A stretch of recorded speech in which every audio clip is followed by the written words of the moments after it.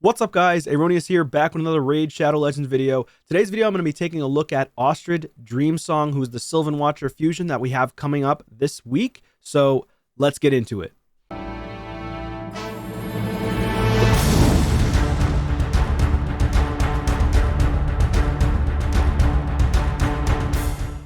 Alright, y'all, so we do have Ostrid Dreamsong behind me here, Sylvan Watcher, Force Champion, and Legendary, of course, that we're going to have for our new fusion. I think it's going to be a Fragment Champion, so they're a little bit easier than your typical fusions, so we'll see how it goes this upcoming week. But of course, we have Dungeon Divers, which is getting progressively harder and harder over time, but it is what it is. There's not much we can do about it. I was really hoping this would be a bad champion, but taking a quick glimpse at her kit, she's actually insane. So, first ability, attacks one enemy, 50% chance of placing a sleep debuff for one turn, which is also good for Sand Devil. And it's like a kind of like a miniature Siphi without the unresistible aspect of it. And also, if the target is under a decreased speed or a weakened debuff placed by this champion has a 75% chance of placing a sleep for one turn instead. It does book up to 75%. But of course, if they have a decreased speed or a weaken, it's a 100% chance to sleep, which is not bad.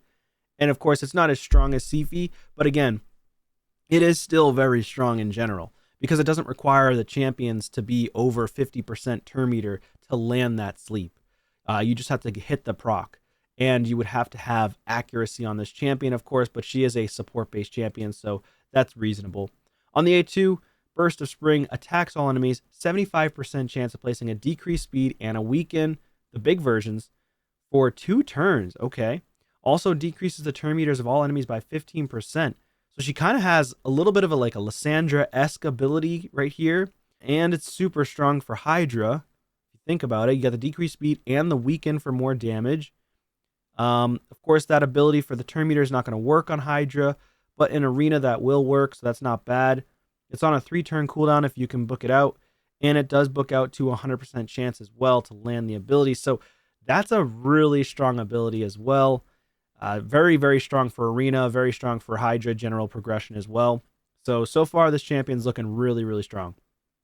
On the A3, Blessed Dreamsong places a 30% increased speed and an increased attack buff, the big versions, on all allies for 3 turns, which is very long. Also fills the turn meters of all allies by 15%. So yeah, I mean, increasing your allies' turn meter, decreasing the enemy's turn meter, increase speed, increase attack on your allies. Personally, I would go. The grants an extra turn mechanic is just nuts. So grants an extra turn afterwards, 4-turn cooldown, basically makes it a 3-turn, which is insane, right? So you're always going to have increased speed. You're always going to have increased attack on your champions at all times, unless those buffs get removed or stolen from the Hydra or from the enemy teams that you're facing or the waves in general PvE content. So this champion's actually ridiculously powerful.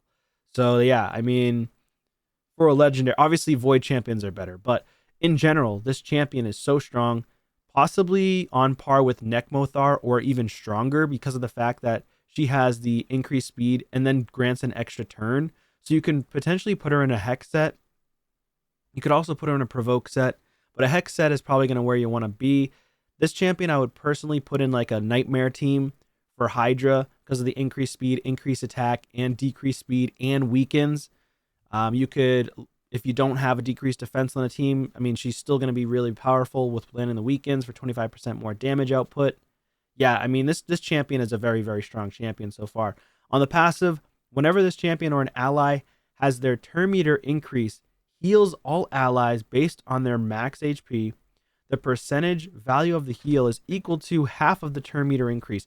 So that's actually not bad at all. It is a 1-turn cooldown, so that's the only downfall. But if it wasn't a cooldown at all, I think she would be overpowered in Arena where you just wouldn't be able to kill the enemy team. Because if you're pairing her with like a Marichka heals the HP destroyed. So if you have a champion that will destroy max HP, that would be good against her. But unfortunately, if she's paired with Marichka, she's going to keep on restoring that max HP that's destroyed. So she would be like on a team that could never die, essentially. So it's good that they put that at a 1 turn. And then she has an aura of 25 or actually 28% in arena battles, which is not bad. Obviously, if she made it in all battles, it would have been even better. But it is what it is. But again, I would personally be utilizing this chick in Hydra. Of course, I would potentially use her in Arena as well. Live Arena, you're going to start seeing her have a little bit of an uptick because of the 28% speed aura in all battles. But again, she's going to be nuts in Hydra. So if you think about it, she could replace a lot of people's NEKMO Thar. Because NEKMO, let me just take a look at his kit really quickly. Not replacing him completely, but she can be used in place of him. People are still going to use NEKMO Thar. Let me see if I can find NEKMO here. So here's NEKMO. He's got a decreased attack AoE. That's why he's so powerful in Hydra, because he mitigates the damage. 75% chance against targets under debuffs. So he's basically, you're always going to have debuffs on the Hydra. So you're almost always landing decreased attack. Then you've got the decreased speed and a leech, which is strong. Increased speed on all allies and fills their turn meter and grants an extra turn. So yeah, she's like a mini NEKMO Thar if you think about it. Fills his turn meter by 5% each time a debuff on an enemy is removed, transferred, or expires. And he has speed in all battles. So he does have a better aura because obviously you can use the aura in Hydra, whereas hers you can only use it in Arena. So you're going to see her utilize a lot more, I feel like, in Arena as compared to in Hydra. Or she's just going to be like a hybrid champion on people's accounts where she's a generalist utilized in Hydra and utilized in Arena. But you're going to see her a lot in Arena. But that's just me. Anyways, that was a quick one. I do think you should go for this champion 100%. Extremely powerful. I'm not going to skip out on her. But if I don't have the resources, then I may have to skip out, or I may just not be able to get her. But we'll see as time goes on. I do have a good amount of resources here. I'm probably going to save like 20 to 30 million silver by the time the fusion starts. So I think I'll be fine. Plus I have 120 ancients, 39 voids, 2 primals, which I might pull at some point. Maybe I'll just consider pulling them now just because of the video, because we have a 2x going on. I'm not going to make a whole separate video because of it. We do have a 1% chance of getting a mythical champion. So, hey, we'll wrap out the video with 2 primal pulls. Let's do this. Of course, I don't really care about these champs. I guess Theodore. And I already have these 3 epics. So, Venomage is very strong. I have her with a 5-star blessing. I guess I'll go with this chick. And I already have Delaja as well.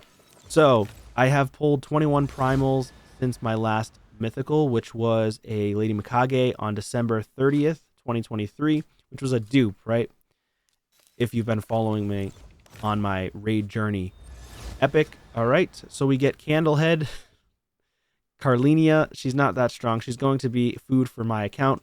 So 2 more, which is now 23 primals pulled, and no legendary and no mythical from there. And then of course we've got the deck of fate going on, so I can flip 2 cards, 1 here. Okay, that's actually really lucky.